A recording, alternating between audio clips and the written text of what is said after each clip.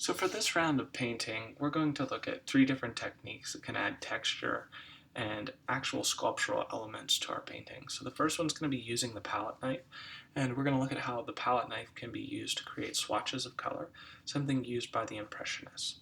We're going to look at modeling paste, how to create actual texture on our paintings using this thickening agent and a palette knife. So modeling paste is labeled MP in your kit. And then we're going to look at Q-tip, some way to kind of break it down into small textures and sometimes get little raised edges there near the end.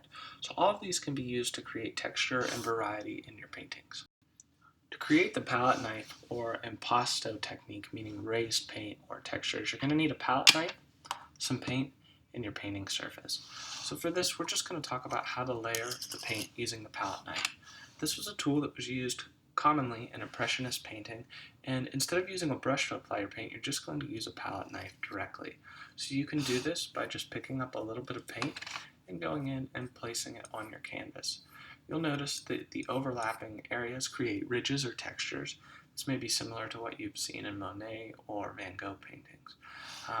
One of the cool things about this is you can go back in and use it multiple times and create layers. You can use the palette knife to mix different colors and then place it on there. Typically you want the paint to be on the thicker side, so straight from the tube.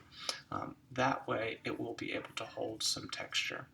So the palette knife can be used to add paint and add these ridges and textures, and you're kind of blending the paint with your eye. It can also be used to go in and do some sgraffito techniques. So they make different sizes of palette knives to create these effects, but this is a really great way to add some texture and some intrigue to your paintings.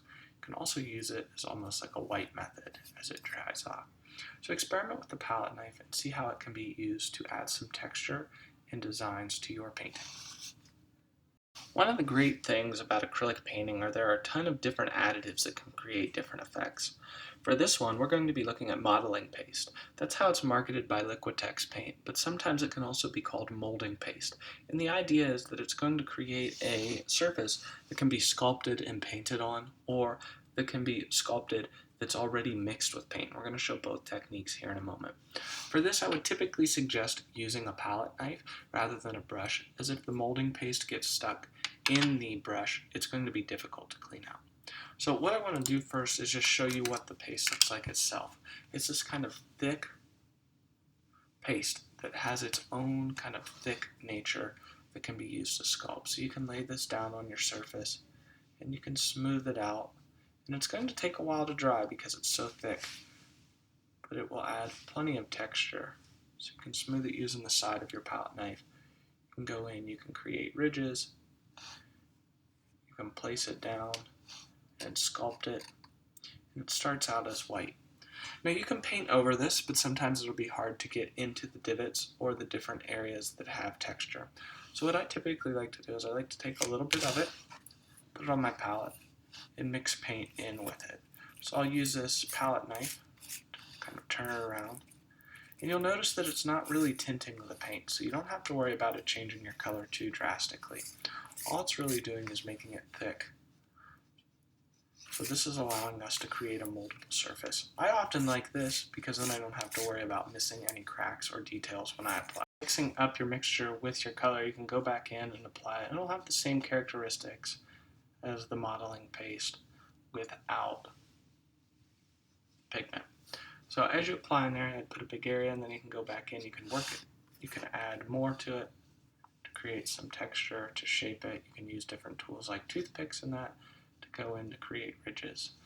This can be really cool on landscapes or portraits or anywhere where you want to add a raised texture. Just remember whenever you're done with the modeling paste, you want to wipe it off your palette and your palette knife. We don't want to mix this in with other paints that we want to react normally. So try to keep it isolated to an area and make sure you clean it up completely when you are done. So a Q-tip is a fun little way to create some texture and some little dots, almost in a pointillist technique. The nice thing about it is that it's disposable, so you should have a few. And the application is pretty simple. You're just going to dip your Q-tip in some paint and then use it to create spots or dots on your painting. Now the more you paint without refilling your paint on the brush, the more you'll get almost like a dry brush technique to it, and you'll get more texture. So if you want something more like that, have a piece of scrap paper or a piece of painting surface on the side, and you can blot some of the paint off before applying it. You can use this to mix colors or layer colors, but the Q-tip is a nice way to get a small unit in your painting and add little effects. It can be used for painting things like flowers or other small details that you want a little bit of texture on.